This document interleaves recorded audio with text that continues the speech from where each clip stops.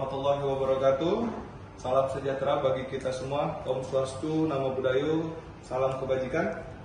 Kejaksaan Negeri Lampung Tengah menyampaikan kepada masyarakat dan rekan-rekan media bahwa hari ini penyidik Kejaksaan Negeri Lampung Tengah secara resmi menetapkan 2 tersangka dalam perkara dugaan tindak pidana korupsi yang terjadi dalam pengelolaan KONI Kabupaten Lampung Tengah tahun anggaran 2022 dengan kerugian negara berdasarkan keterangan ahli. Nanti secara teknis akan disampaikan secara kasipitsus.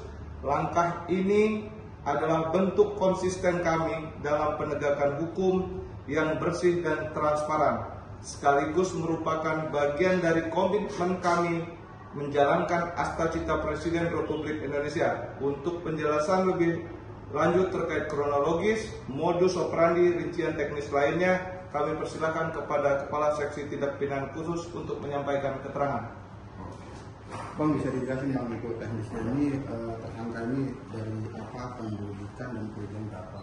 Oke, baik, akan coba saya jelaskan sedikit kronologi singkat perkara dugaan tindak pidana korupsi pada dana hibah KONI tahun 2022, yang mana hari ini sudah disampaikan oleh Kasintel.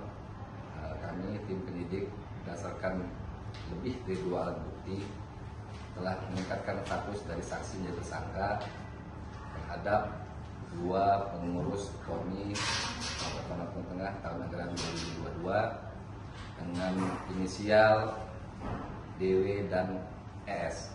Jabatannya apa di KONI? Ketua dan bendahara. Dan untuk kasus ini dari tahun berapa tuh? Tahun ini untuk penyidikan kita lakukan di tahun 2022. Artinya lokus tempusnya di sini di tahun 2024. Namun ini kejadiannya di tahun 2022. Dari hasil penyidikan kita nih Bang, modusnya apa dan berapa kerugiannya negara?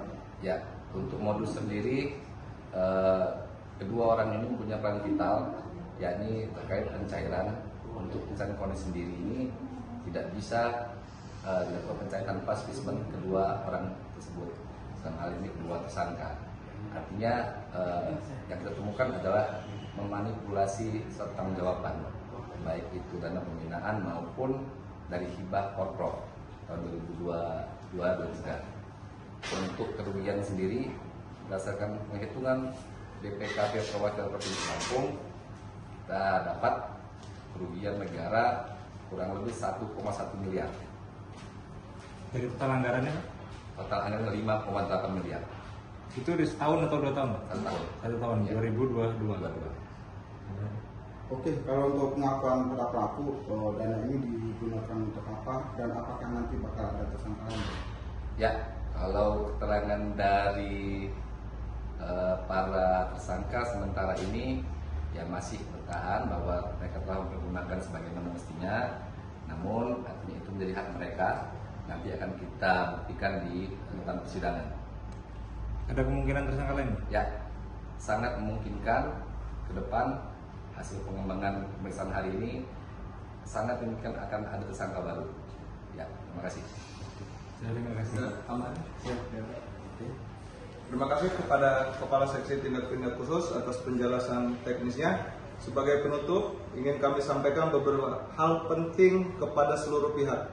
Pertama, kami menghimbau kepada semua pihak agar bersikap kooperatif, menghormati proses hukum yang sedang berjalan.